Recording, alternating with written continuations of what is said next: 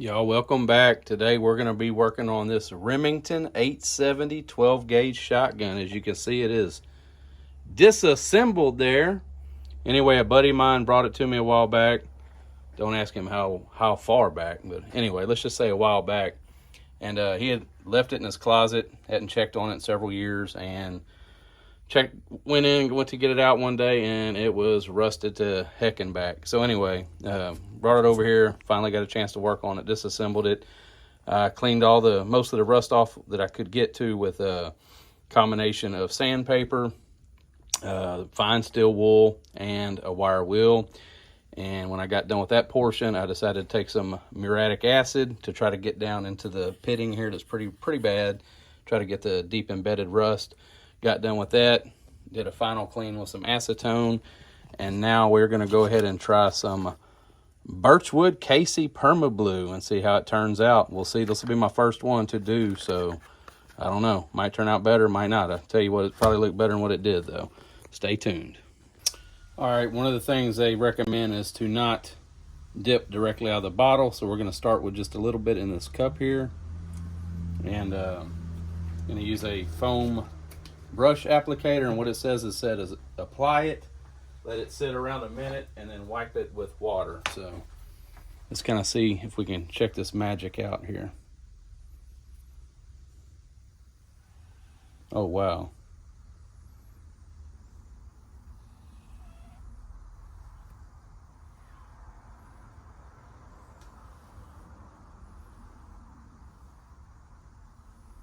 I want to try to get this one flat first and then hopefully come around, get the other side. When you get done, it says you can lightly sand with steel wool, so I was hoping it'd be a little bit more even than that, but I'll probably hopefully get better on the consecutive or successive applications. So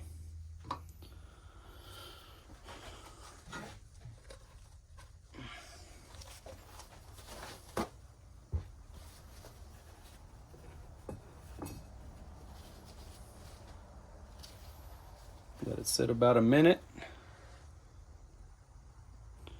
We're going to wipe it down just a second. All right, I wiped it down with a little bit of water. We're going to go ahead and hit the other side, and I guess again this is my first time, so we're just going to do the best we can and see how it turns out. But as you can see, I don't know if the light's showing the vast difference, but at anything, it's going to add a little layer of protection is what it's intended to do to the metal. So here we go. You ready?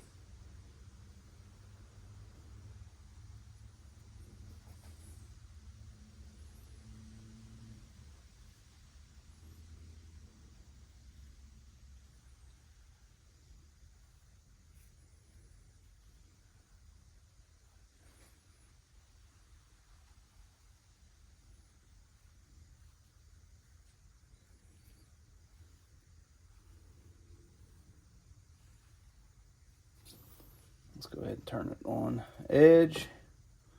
Let's do that the back there and see what happens. Be like some racing stripes on this bad boy, you know what I'm saying?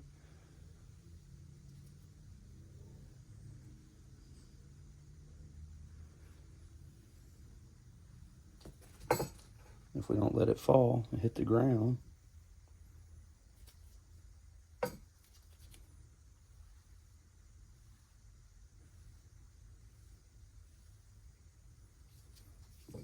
Okay.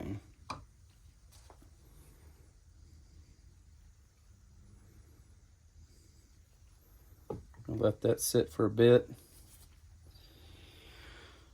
We're going to wipe it down again, and then we'll do a light sanding or buffing with the steel wool here. I've got some ultra fine from the old Harvey Freight. All right, that side appears, or the first side appears dry. So we're just going to kind of lightly sand it, kind of going in the direction of the factory machining marks, or sanding marks, which are running lengthwise with the barrel. All right.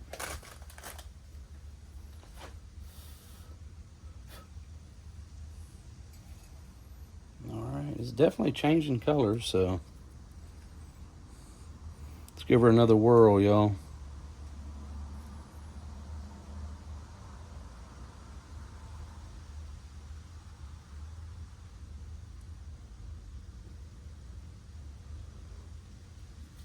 I think we did it a little bit more evenly that time. I like the look of that better. Just have the ends here.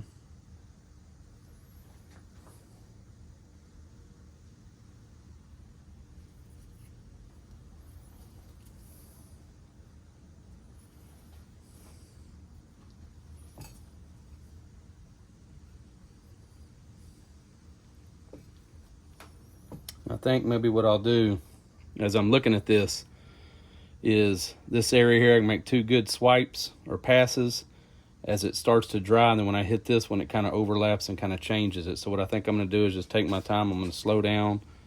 We're going to let this section dry. We'll move on to the next. All right, here's kind of what we're looking like after several coats.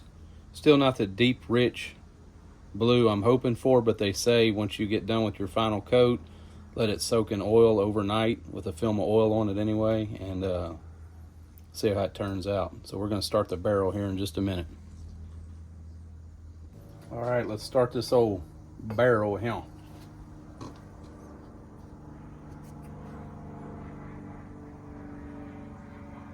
It's like magic.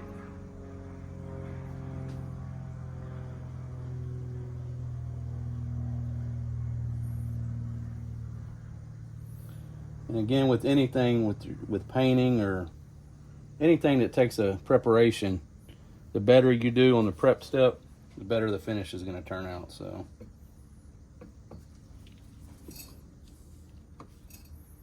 probably doing this indoors might even be better with lower humidity, with the HVAC running inside, you know what I'm saying?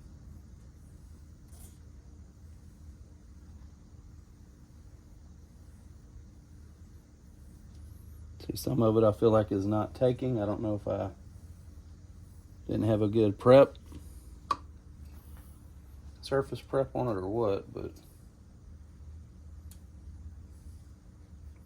the barrel wasn't the worst part. It was mainly the receiver that was pretty messed up. So we'll let that sit a minute or so and then we'll wipe it off. And earlier I want to correct myself. I think I said barrel, freaking magazine too. Here we're doing the barrel here. Don't look too bad. Of course, like I say, when you wipe it, it changes it, and they don't want it to stay on very long. So we'll do a wipe down in a second, and then the next couple coats will be one side at a time. All right, we've got several coats of bluing on both the receiver and magazine assembly as well as the barrel. I'm not totally happy with the outcome, but again, a lot of these things depend on how well you do the surface preparation before applying the final coat, painting, or whatever. But anyway, we're going to go ahead and apply some motor oil to this thing, you know, and see how this turns out. Hopefully it's a little bit more lustrous when we're done and let it soak in by tomorrow. Kind of giving a little bit of a unique look, but again, all in all, 10 times better looking than what it was. I mean, it was rough, y'all. And you know, you hate to take the factory finish off of any firearm, or I do anyway.